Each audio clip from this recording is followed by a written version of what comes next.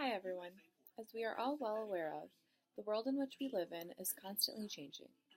New technology, new trends, these are all ever changing aspects of American culture and living.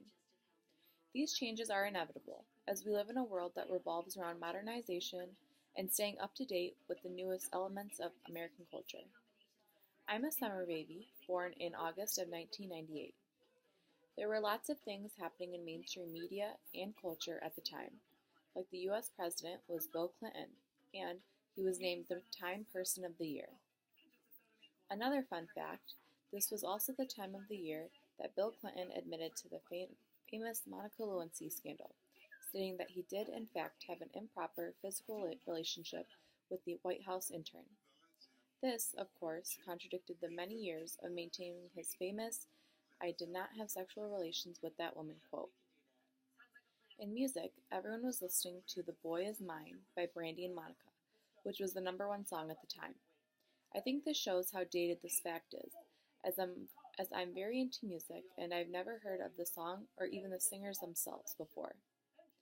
The Mask of Zorro and The Parent Trap were among the most popular movies at the time, which are movies that I grew up watching and enjoyed a lot. The popular show Whose Line Is It Anyway? Premiered, and that show did end up doing very well and went on for a long time because I used to watch it all the time up until just a few years ago. Life magazine was the most popular magazine at the time. Understandably, the cost of living was much lower 20 years ago than it is today. Gas was just $1.12, and considering a large chunk of my money goes to gas alone right now, this sounds like a dream. A loaf of bread was just 86 cents. The cost of a stamp was about 32 cents. A brand new car was about $17,000. A movie ticket cost $4.69, about half of what it costs today. Minimum wage was $5.15. Unemployment was at 4.5%.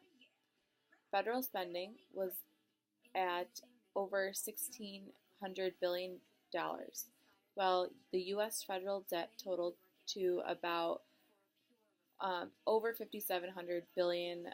Dow Jones dropped over 500 points on the New York Stock Exchange. Worldwide, August 1998 was the start of the Second Congo War, which was the bloodiest war to date since World War II. 5.4 million people died before it ended in 2003. In China, the Yangtze River flooded and broke through the main bank.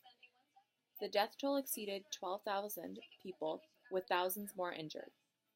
This was also the same time of the year as the U.S. Embassy bombings in Tanzania and Kenya. It killed 224 people and injured over 4,500 people. These bombings were linked to Osama bin Laden.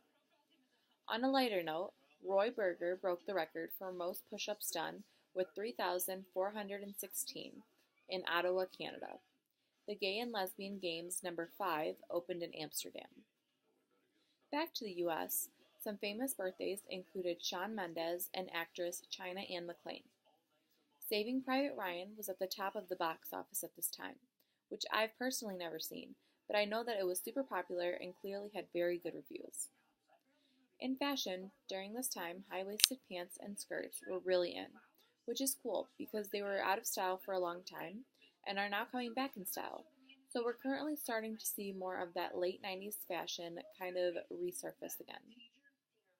A musical genre called nu metal was on the rise and very popular, which is interesting because, like I said, I'm very into music and I've honestly never even heard of that genre before.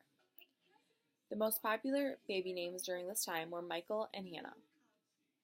Popular TV shows we would have been watching at the time included That 70s Show, Cat Dog, Dawson's Creek, and Sex and the City.